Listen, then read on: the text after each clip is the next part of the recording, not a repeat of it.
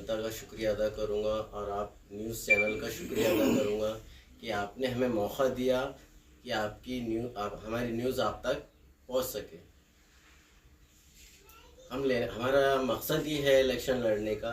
हाल ही में हमारे भाई का इंतकाल हुआ, अब्दुल अज़ीम इनकलाब साहब का, तो उनकी कुछ ख्वाहिश थी उम्मत के लिए कुछ करने की, तो अल्हम्दुलिल्लाह वो ख्वाहिशें पूरी हुई और कुछ ख्वाहिशें बाकी रही।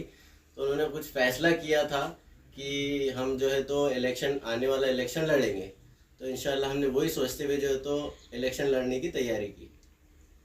तो अभी देखो जो भी कैंडिडेट उम्मीदवार है वो उम्मीदवार जो है तो कोई पानी के लिए लड़ रहा, कोई जो है तो रोड के लिए लड़ रहा, फिर भी अपने पास 10 दिन में एक बार पानी आ रहा है।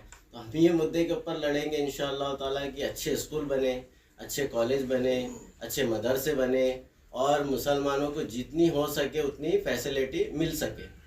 अब्दुल अज़ीम इनकलाब पूरी औरंगाबाद जानती है, पूरा महाराष्ट्र जानता है कि अब्दुल अज़ीम की कोई पोस्ट ना होते हुए भी अब्दुल अज़ीम ने वो काम किए जो खासदार नहीं करे, जो आमदार नहीं करे। अल्हम्दुलिल्लाह हमारे भाई ने वो काम करे। हमने पिछले टाइम जो है तो खासदार चंद्रकांत खैरे को हमने 15 साल दिया, उसके बाद में इम्तियाज़ जलील साहब को 5 साल दिया, उसके बाद में फिर इम्तियाज़ जलील साहब को 5 साल काम दिया। अतुल साहब 10 साल काम किए उन्होंने। तो ये काम मुसलमानों के लिए किसी ने कुछ काम नहीं किया। तो अल्हम्दुलिल्लाह हम ये चाहते हैं कि कुछ अच्छे काम हो, मुसलमान कैंडिडेट जीत के आए तो कुछ ना कुछ अच्छे काम हो बोल के हमने उम्मीदवारी दाखिल की है।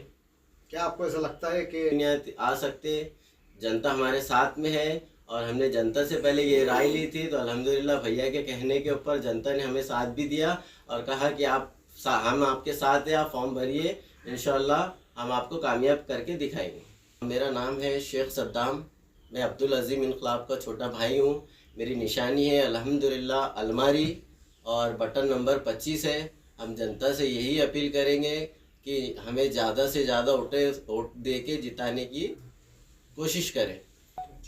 शेख अब्दुल अज़ीम इनकलाब जो जाना माना चेहरा है, पहचाना जाते हैं, उन्होंने हज हाउस के लिए उपोषण किया था, हज हाउस खुला किया जाए बोलकर। पूरे शहर ने देखा उनका काम। तो आप क्या कहना चाहेंगे? ऐसे में शहर में बहुत सारे उम्मीदवार खड़े हैं, कहीं आपके खड़े रहने से वोटों का बंटवारा तो नहीं होगा? और ऐसे में अगर वोटों का बंटवारा होगा तो आपकी सीट कैसे आएगी?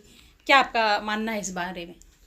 देखो, वोट का तो बंटवारा तो हम ये सोचते हैं कि अभी तो खड़े रहने का अधिकार सबको है।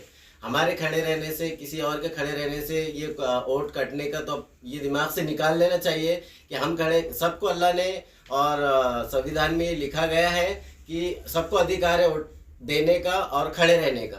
ठीक है, काम करेंगे कि आने वाले इलेक्शन में अगर हम जीत के आते, जनता हमें साथ दे। हम यही बार बार अपील करते हैं कि हमें हाथ जोड़ के आपसे अपील करते हैं कि हमें वोट दे, हमारे भैया को कामयाब करे और उनके रूह को कामयाब करे। हम यही बोल के हम जो आने वाले इलेक्शन में अगर हम जीत के आते हैं तो हम बोल के नहीं बताएंगे इंशाल्लाह, क्योंकि बोलने वाला इंसान काम नहीं करता और जो बोलता है, जो नहीं बोलता है, वो इंशाल्लाह अल्हम्दुलिल्लाह काम करके दिखाता है। अब्दुल अज़ीम साहब का जो विकास उन्होंने किए थे, जैसे कि हज हाउस के ओपनिंग के लिए आमरण उपोषण करे, उसके बाद मौजूद के लिए उन्होंने आवाज़ उठाए, तो आपका क्या कहना है? अल्हम्दुलिल्लाह भैया ने ऐसे काम करके गए हुए ना कि उन्होंने पहले तो हज हाउस के लिए काम किया, 10 दिन भूख हड़ताल पे रहे, अवाम ने देखा भी, जनता ने देखा भी। घाटी के अंदर उनको 10 दिन के बाद ज़बरदस्ती उठाकर लेके गया था, लाठीचार्ज किया गया था। और उसके बाद में कई ऐसे काम है भैया के, पोस्ट ऑफिस के लिए भैया ने काम किया और इमाम और मुअज्जम के लिए भैया ने काम किया।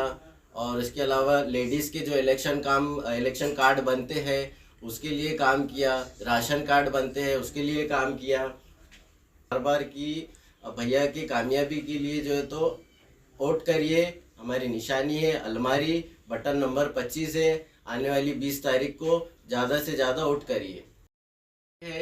तो उनको तो फल मिलना चाहिए, जीते जी फल नहीं मिला है तो कम से कम हम ये चाहते हैं कि उनके खबर में जाने के बाद तो भी उनको फल मिले, कि उनका नाम जो है तो हज हाउस के ऊपर लगना चाहिए।